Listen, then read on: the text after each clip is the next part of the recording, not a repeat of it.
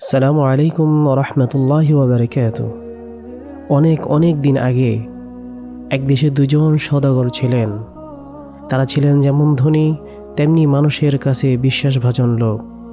ব্যবসায়ী হলেও তাদের দুজনের মধ্যে খুবই ভালোবাসা ছিল।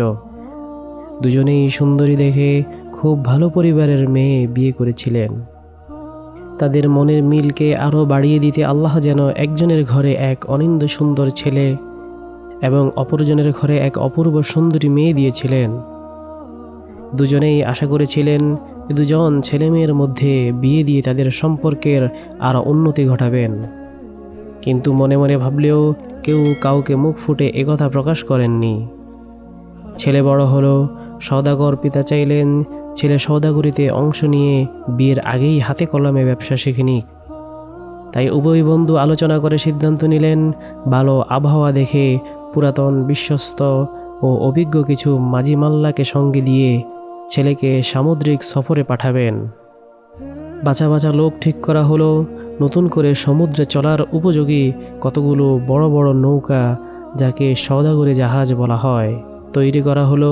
সেই সঙ্গে দড়ি, মাস্তুল, হাল, পাল ইত্যাদিও সব কিছু নতুন করে সংগ্রহ করা হলো। অবশেষে ঠিকঠাক করে দিনক্ষণ দেখে দুই বন্ধু মিলে ছেলেকে কয়েকজন সমবয়সী ছোট ব্যবসায়ী ও ব্যবসার মাল সামান সহ রওনা করিয়ে দিলেন। মাঝি মাল্লাদের বারবার সাবধান করে দিলেন যেন বিপজ্জনক কোনো কিছুর আলামত পেলে অথবা আবহাওয়া খারাপ হলে তারা যেন সাগরের সফর বন্ধ রাখে। অক্টোবরের শেষ থেকে ফেব্রুয়ারি পর্যন্ত সমুদ্রের পানি শান্ত থাকে, ঝড় বৃষ্টি তেমন একটা হয় না। এই ক্ষেত্রেও তাই হলো। সুন্দর আবহাওয়ার মধ্যে তাই প্রথম 3 মাস ব্যবসার কাজ খুব ভালোই চলল। কাছাকাছির এই বন্দরগুলো মুনাফাও বেশ ভালোই হলো। এবার এই সফরকারী বাণিজ্য বহর আফ্রিকার উদ্দেশ্যে যাত্রা শুরু করলো। হাতে আঁকা ছবির মতো সমুদ্র তখন একদম শান্ত, এমনকি কোনো বড় বড় ঢেউ পর্যন্ত নেই। আবহাওয়াও অনুকূলে, সুতরাং নৌকাগুলো পাল বেশি করে লাগিয়ে তর তর করে এগিয়ে চলল। পুরাতন মাঝিরা আগেও এই পথে অনেকবার আসা যাওয়া করেছে। চিন্তার কোনো কারণ নেই। রাতের চাঁদের স্নিগ্ধ আলো সমুদ্রের বুকে আলো আধারির এক মায়াবী পরিবেশ সৃষ্টি করেছে। ফলে দিন রাত নিশ্চিত নির্ভাবনায় একভাবে নৌকাগুলো চলতে থাকলো। একদিন বিকালের দিকে ঈশান কোণে একখণ্ড মেঘ দেখা গেল। কেউ তেমন একটা কিছু মনে না করলেও সওদাগর বুড়ো মাঝির কপালে ভাঁজ পড়ল। এই মেঘ দেখে অজানা আশঙ্কায় তার বুকটা ধক করে উঠল। শঙ্কা হতে না হতেই মেঘ খুব দ্রুতই আকাশটাকে ঢেকে ফেলল। হালকা গরম হাওয়া বইতে শুরু করলো। তারপর অল্প অল্প বৃষ্টি এবং শেষে প্রচণ্ড ঝড় বৃষ্টি শুরু হলো। নিকষ কালো অন্ধকার। মাঝি মাল্লারা ঝড়ের আগেই সব পাল গুটিয়ে মাস্তুল নামিয়ে নৌকার খুঁটার সঙ্গে দড়ি দিয়ে খুব শক্ত করে বেঁধে রেখেছে। তবুও সওদাগর মাঝি নিজে আরও একবার সব কিছু পরীক্ষা করে দেখলেন। সব কিছু ঠিকমতো আছে দেখে সবাই মনে মনে আল্লাহর নাম স্মরণ করতে করতে ঝড় কখন থামবে তার অপেক্ষা করতে লাগলো। অসময়ের এই ঝড় কিন্তু সহজে থামল না, বরং ক্রমে ক্রমে আরও বেগবান হতে লাগলো। সমুদ্রের ঢেউ পাহাড় সমান উঁচু হয়ে এইসব বড় বড় নৌকাগুলো খেলনা নৌকার মতো হাবুডুবু খাওয়াতে লাগলো। কোন নৌকা কোন দিকে গেল তার কোনো হিসাব থাকলো না। সবশেষে ঢেউয়ের আঘাতেই নৌকা ভেঙে লণ্ডভণ্ড হয়ে গেল। মাঝিমাল্লারা কে কোথায় যে অন্ধকার সমুদ্রের বুকে হারিয়ে গেল তার কোনো খোঁজ নেই। সওদাগরের পুত্র পানিতে পড়ে সাঁতরাতে লাগলেন। নিকষ কালো অন্ধকার, কোনো কিছুই দেখা যাচ্ছে না। সওদাগর পুত্রের কোনো নৌকা তো দূরের কথা, হাতের কাছে একখানি ভাঙা কাঠের টুকরাও চোখে পড়ছে না।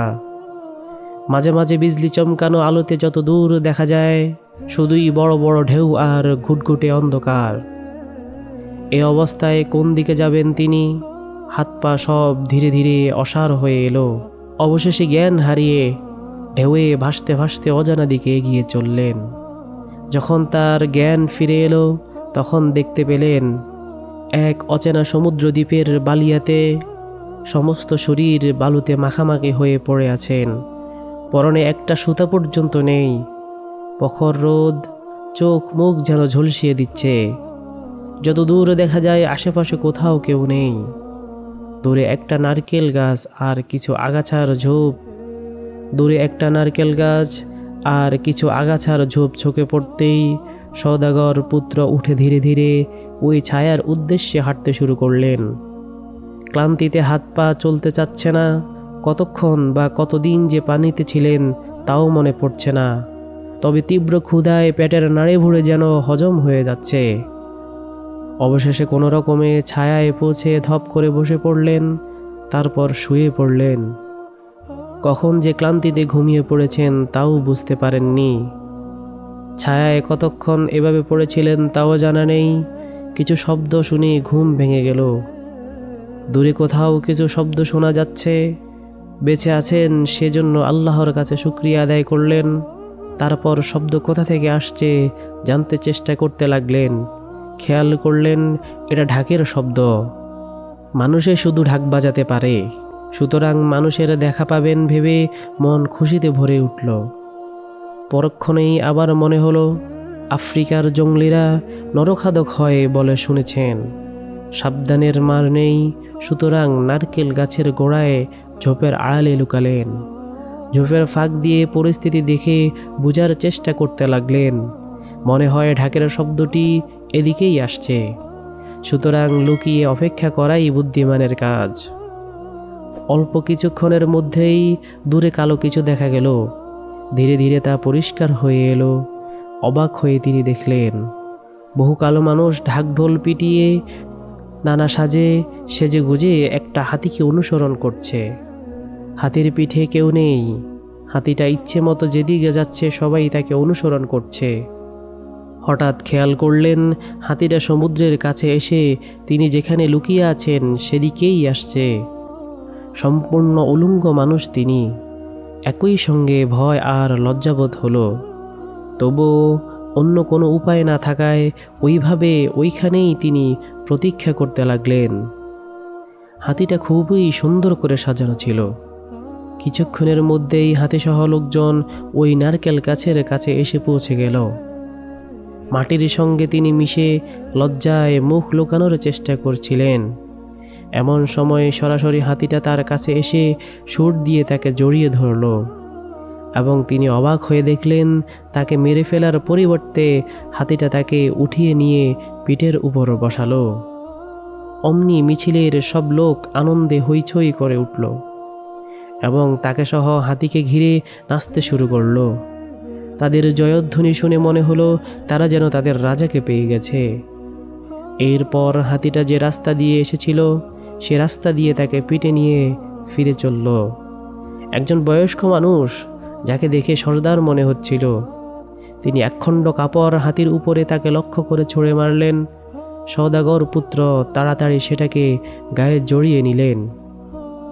কিছুক্ষণের মধ্যেই শহরের মতো একটা লোকালয় দেখা গেল। সেখানে সবচেয়ে সুন্দর আর বড় বাড়িটার সামনে এসে হাতিটা দাঁড়ালো। সর্দার সামনে এসে কুর্নিশ করে তাকে নামতে বলল। হাতির ইশারা করে নামতে বলা হচ্ছে বুঝে সওদাগর পুত্র হাতির পিঠ থেকে নিচে নেমে দাঁড়াতেই সমবেত নারী পুরুষ ছেলে মেয়ে শিশু বৃদ্ধ সবাই তাকে ঘিরে আনন্দ উল্লাসে মেতে উঠল। ক্ষুধা আর পিপাসায় সওদাগর পুত্র ছিল খুবই ক্লান্ত, যা তার চেহারায় সুস্পষ্ট বোঝা যাচ্ছিল। ফলে সর্দার যখন জনতা থেকে তাকে বাঁচিয়ে সসম্মানে বাড়ির ভিতর নিয়ে গেলেন, তখন তিনি মনে মনে সর্দারকে ধন্যবাদ দিলেন। জনতা হইচই আর আনন্দ উল্লাস করে যে কি বলছে তা ভাষা না জানা থাকায় তিনি কিছুই বুঝতে পারছিলেন না। তবে তাকে যে চরম মর্যাদা দেওয়া হচ্ছে তা বুঝতে মোটেও অসুবিধা হচ্ছিল না তার। ভেতরে গিয়ে পৌঁছতেই একদল সুন্দরী মেয়ে তাকে গোসলখানায় নিয়ে গিয়ে সুগন্ধি সাবান দিয়ে গোসল করিয়ে নতুন পোশাক পরিয়ে দিলেন। পোশাক ছিল সর্দারের পোশাকের চেয়েও দামি এবং নকশাদার। একটু গায়ে বড় হলেও মোটামুটি পরা যাচ্ছিল। এরপর এলো চরম কাঙ্ক্ষিত সেই সময়। তাকে খাবার ঘরে নিয়ে গিয়ে বসানো হলো। অনেক সুস্বাদু ভাজা পোড়া, সিদ্ধ করা ও রান্না করা খাবার তার সামনে পরিবেশন করা হলো। খাবার পর্ব শেষ হলে একটা জানালা খোলা সাজানো সুন্দর ঘরে তাকে নিয়ে যাওয়া হলো। গৃহপরিচায়করা কোনো প্রয়োজন লাগতে পারে ভেবে দাঁড়িয়ে রইল, কিন্তু সওদাগর পুত্র তাদের চলে যেতে ইঙ্গিত করতেই তাকে রেখে সবাই ঘর ছেড়ে বের হয়ে গেল। সওদাগর পুত্রের চোখ ক্লান্তিতে বন্ধ হয়ে আসছিল, আবার ভাগ্য তাকে কোথায় নিয়ে এলো সে চিন্তাও কাজ করছিল। অবশেষে সুন্দর নরম পালঙ্কের উপর উঠা মাত্রই ক্লান্ত শরীর নিজেই নিজের দরকার পুষিয়ে নিতে চোখের পাতা বন্ধ করে দিল। ও দেশীয় ভাষা শিখতে আর পরিস্থিতি বুঝতে পরের কয়েকটা মাস খুব কষ্ট ও পরিশ্রমের মধ্যে দিয়ে কেটে গেল সওদাগর পুত্রের। তিনি এদেশের নিয়ম নীতি জানলেন, জানতে পারলেন তিনি এখন এদেশের রাজা। এদেশের প্রথা হলো রাজহাতি যাকে পিঠে তুলে প্রাসাদে নিয়ে আসবে তিনি 4 বছরের জন্য এদেশের রাজা হবেন। তিনিই হবেন এই 4 বছর এই দেশের সর্বময় ক্ষমতার অধিকারী তথা দণ্ডমুণ্ডের মালিক। তিনি যা বলবেন বা করবেন সেটাই আইন, সেটাই সবাই মাথা নিচু করে মেনে নিবে। ঠিক যেদিন 4 বছর পুরা হবে সেদিন সকালে রাজাকে তার পুরাতন পোশাক পরিয়ে দূরের কতগুলো দ্বীপের মধ্যে একটা দ্বীপে নির্বাসন দেওয়া হবে। সেই দ্বীপটি খুব ঘন বনে আচ্ছন্ন ও প্রচুর হিংস্র জন্তুতে পূর্ণ। এক রাজাকে সেই দ্বীপে নামিয়ে দিয়ে নৌকা ফিরে এলে তারপর রাজহাতি আরেক রাজাকে খুঁজতে বের হবে। যেদিন এই নৌকাডুবিতে এই দ্বীপে উপস্থিত হয়েছিলেন সেদিন ছিল আগের রাজার নির্বাসনের দিন। রাজহাতি তাকে তুলে আনায় পরবর্তী 4 বছরের জন্য তিনিই এখন রাজা। সুতরাং এখন তিনি যা বলবেন তাই আইন, যা করবেন তাই বৈধ, আর যাকে যা আদেশ দিবেন সে সেটা মাথা পেতে নিতে বাধ্য। এই গল্পের বাকি অংশ দেখতে আমাদের দ্বিতীয় পর্বে চোখ রাখুন। আসসালামু আলাইকুম ওয়া রাহমাতুল্লাহি ওয়া বারাকাতুহু।